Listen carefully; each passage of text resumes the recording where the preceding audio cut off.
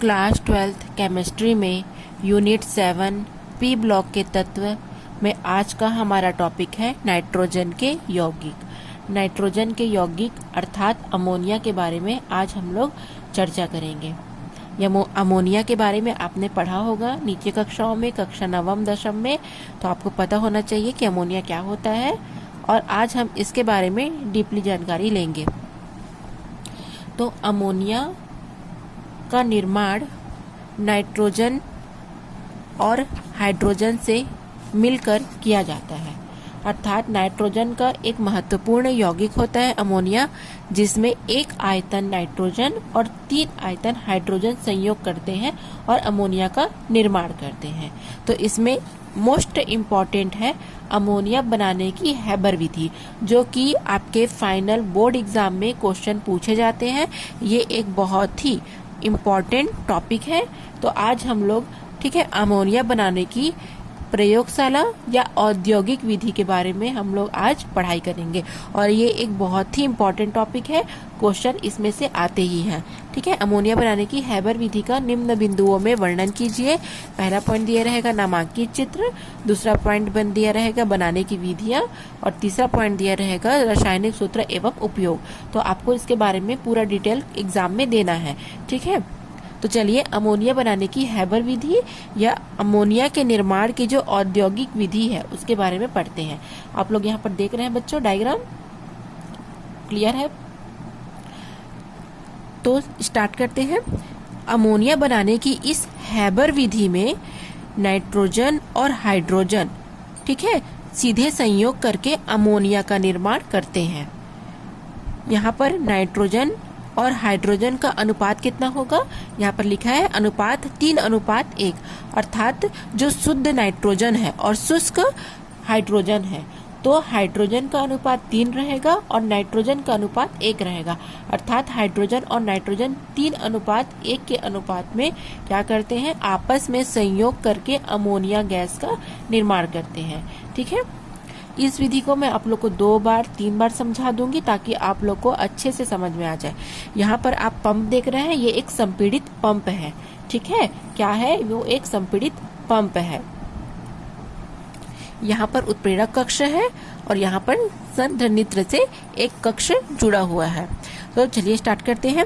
इस विधि में नाइट्रोजन 1 अनुपात में और हाइड्रोजन 3 अनुपात में लिया जाता है और ये आपस में क्या करते हैं? संयोग करते हैं। और यहाँ पर जो इनकी जो गैस आती है नाइट्रोजन और हाइड्रोजन की जो गैस आती है वो इस संपीड़ित पंप के माध्यम से कहाँ चले जाती है? सीधा उत्प्रेरक कक्ष में जाती है। उत्प्रेरक कक्ष में क्या होता है? उत्प्रेरक कक्ष में जो तापमान होता है वो 700 केल्विन होता है एवं क्या होता है? यहाँ पर मॉलिब्डेनम और आयरन का चूर्ण रखा होता है। ठीक है, और इस कक्षा का जो तापमान है वो कितना होता है? 770 से 970 केल्विन के आसपास यहाँ का टेम्परेचर रखा जाता है। यहाँ पर क्या होता है? नाइट्रोजन और जो हाइड्रोजन है, ठीक है, नाइट्रोजन और हाइड्रोजन की जो वाष्प है वो क्रिया करके अमोनिया का निर्माण करती है, जहाँ 1 अनुपात में इसे लिया जाता है और 3 अनुपात में इसे लिया जाता है। ये दोनों आपस में अभिक्रिया करके अमोनिया का निर्माण करेंगी और क्या होगा? यहाँ से गैस कहाँ चले जाएंगे? इस नली के द्वारा संघानित्र में चले जाएंगे और संघानित्र में जाने के बाद क्या होगा? यहाँ पर अमोनिया को द्रवित किया जाएगा और द्रव रूप में जो अमोनिया प्राप्त होगी उसे क्या करेंगे? हम यहाँ पर इकट्ठा कर लेंगे और जो गैस रूप में अमोनिया अभी भी बची है वो वापस से इस पंप के माध्यम से उत्प्रेरक कक्ष में आएगी और उत्प्रेरक कक्ष में आने के बाद पुनः उसे क्या किया जाएगा? संघानित्र में भेज करके द्रवित अमोनिया के रूप में प्राप्त किया जाएगा। ठीक है, तो ये आपका विधि है। एक बार और आप लोग को दोबारा से मैं इसको फिर से एक्सप्लेन कर देती हूँ।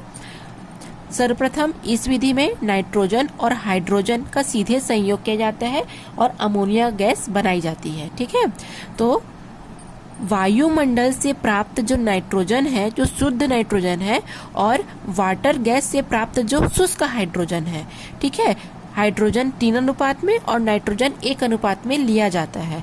तो यहाँ पर वायुमंडलीय शुद्ध नाइट्रोजन और वाटर गैस से प्राप्त ऑक्सीजन को क्या किया जाता है? को वायुमंडलीय दाब पर संपीड़ित पंप के द्वारा उत्प्रेरक कक्ष में भेजा जाता है। ठीक है, और यहाँ पर जब इसको हम नाइट्रोजन और हाइड्रोजन की जो गैस है उसको हम संपीड़ित पंप के द्वारा भेजते हैं, तब टेम्परेचर होता है, वायुमंडलीय दाब होता है 200 केल्विन। ठीक है, 200 वायुमंडलीय दाब पर क्या होता है, नाइट्रोजन और जो हाइड्रोजन गैस है वो संपीड़ित पंप की सहायता से उत्प्रेरक कक्ष में भेज दिए जाते हैं। ठीक है, और यहाँ पर क्या होता है, जो उत्प्रेरक कक्ष में मॉलिब्डेनम और आयरन का चूर्ण रखा होता है, मॉलिब्डेनम और आयरन का चूर्ण रखा होता है, और इस कक्षा का जो तापमान है वो 770 से 970 के आसपास होता है। ठीक है, और इस कक्षा में नाइट्रोजन और हाइड्रोजन आपस में संयोग करके या अभिक्रिया करके अमोनिया का निर्माण करती है। ठीक है, उसके बाद इस नली के द्वारा इसे संघनित्र में प्राप्त किया जाता है, किंतु यहाँ पर जो अमोनिया प्राप्त होती है वो 10 से 50% ही प्राप्त होती है।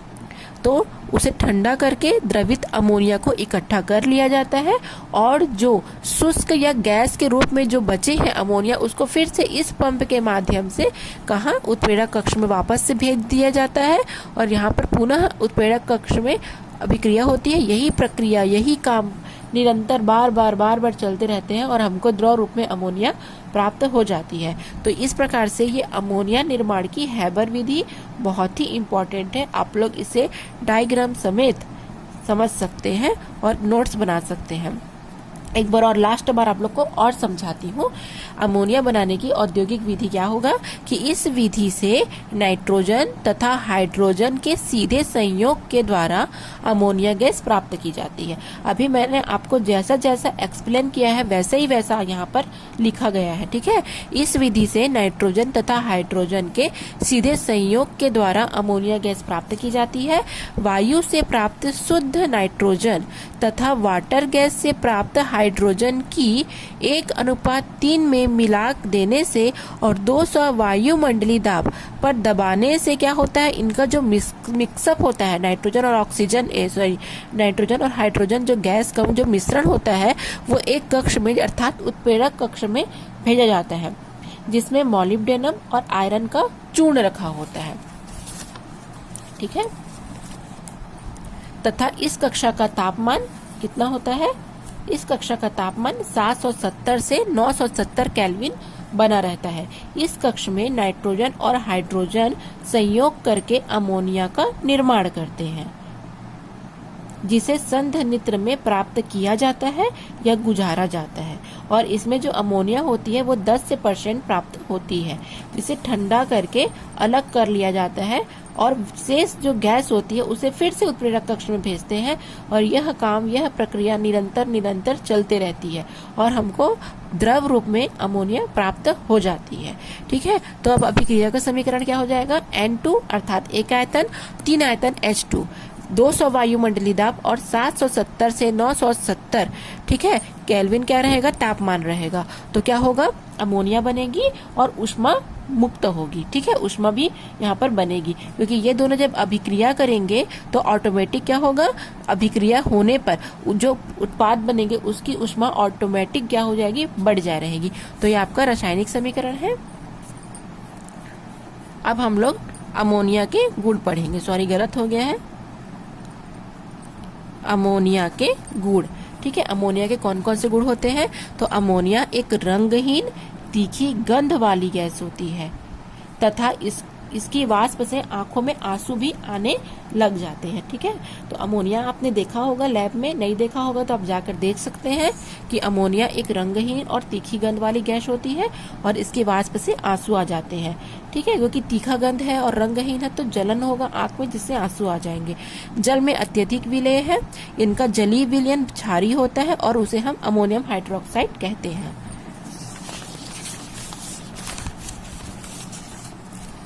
ठीक है, उसके अलावा अमोनिया में सहसंयोजी अणु पाया जाता है, आप जानते हैं NH3 में। ठीक है, और ये एक विलायक की भांति भी कार्य करता है। ठीक है ना, अब हम इसका उपयोग देख लेते हैं। तो क्या हो जाएगा, प्लास्टिक आदि तथा कार्बनिक रंग बनाने के लिए, प्लास्टिक के लिए और भी कार्बनिक जो रंग होते हैं उसको बनाने के लिए हम किसका उपयोग करते हैं, हम उसके यहाँ पर कार्बनिक और ये बनाने के लिए अमोनिया का प्रयोग करते हैं। रेफ्रिजरेटर, बर्फ के जो कारखाने हैं वहाँ प्रशीतक के रूप में हमको अमोनिया का उपयोग किया जाता है। ठीक है। प्रयोगशाला में अभिकर्मक के रूप में, धब्बे एवं चिकनाई हटाने वाले क्लीनिंग एजेंट के रूप में, और औषधियाँ और कृत्रिम रेशों अर्थात रियॉन के निर्माण में भी अमोनिया का उपयोग किया जाता है। उसी प्रकार से जितने भी दंगे हैं, युद्ध है, भीड़ भाड़ की जगह है, वहाँ पर उनको भीड़ को तितिर बितिर या दूर दूर करने के लिए यहाँ पर अश्रु गैस जो छोड़ी जाती है उसमें भी अमोनिया गैस होती है। ठीक है। और कई प्रकार की जो रसायन है जैसे साल्वे विधि द्वारा सोडियम, ठीक है, ओस्टवाल विधि नाइट्रिक अम्ल बनाने की, इन सब में अमोनिया उपयोग में लाई जाती है। तो आप लोग लिख लेंगे, नोट्स तैयार कर लेंगे। ठीक है। Thanks for watching.